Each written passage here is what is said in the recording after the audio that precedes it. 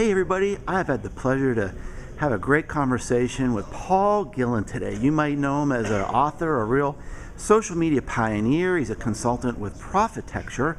And Paul and I were just having this great conversation. I wanted to record it about what I'm calling the pull toward 101, where Paul and I are both kind of thinking about what's next, but tell us a little more about what you were saying about how we're being pulled back toward 101. Well, Mark, you and I were talking about the base. We're talking about B2B in particular, and about what's after social right now. And a lot of people who are in the social media echo chamber now are talking about the end of social media or post-social media, and what happens now that all of us are so invested in these tools and these styles of interacting. And what strikes me, and I think you had the same experience, is working with B2B companies. Many of them are still at square one. You go into these companies and you're talking about, this is what Twitter is, this is what a tweet is, this is how search engines work.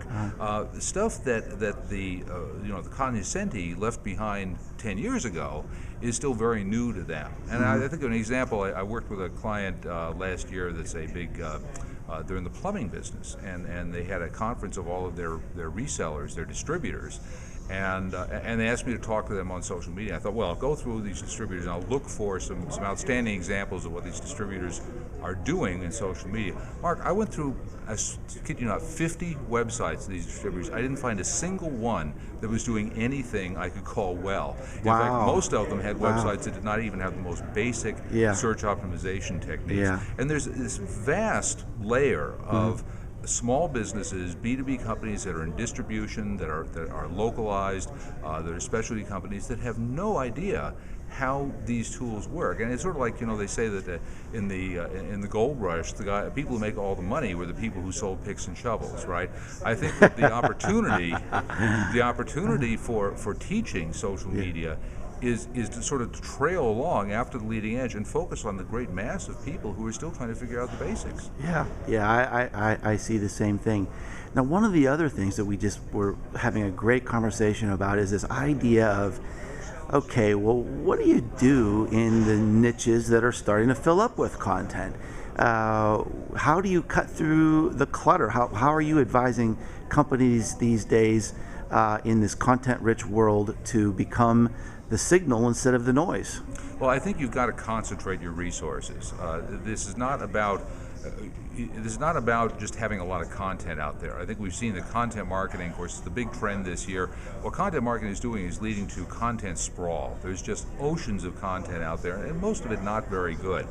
Where I see companies doing this intelligently is, for example, what Cisco is doing, or what Coca-Cola is doing, where they are building, they're consolidating and they're federating all of their resources so that there's some consistency to it. And essentially, they are becoming publishers, but they're not becoming publishers in the form of they have a blog. They are committing resources. They're hiring people. They are building large content operations. American Express Open Forum, another great example of this. If you have the resources, then I think you need to consolidate and really think like a publishing company, act like a publishing company. If you don't have the resources, then I think you need to partner with the companies or with the aggregators, the consolidators that do. And what happens is when you get into, this is just a prediction, we've never seen this situation before, but when you get into a situation of complete information overload, where we're just drowning in information, what happens? People seek simplicity, and right now we've got complexity. Simplicity comes from leadership. What happens is, in a situation like that, is new leaders emerge. You can see that happening. TechCrunch is a new leader, for example. Upworthy is a new leader. These are aggregators. They're new media companies that are sort of emerging out of this mass of broiling information, and they're consolidating and they're creating new brands. And so I think what you need to do is align yourself with those new emerging leaders in whatever niche you're in. Yeah. Well, thank you so much for the insights. I've enjoyed talking to you today. And Paul, tell everybody where they can find you on the web. Well, thank you, Mark. It's Gillin.com, Gillin, and pgillin, Pgillin on Twitter. And just search, I'm out there. Thanks, Paul. Thank you.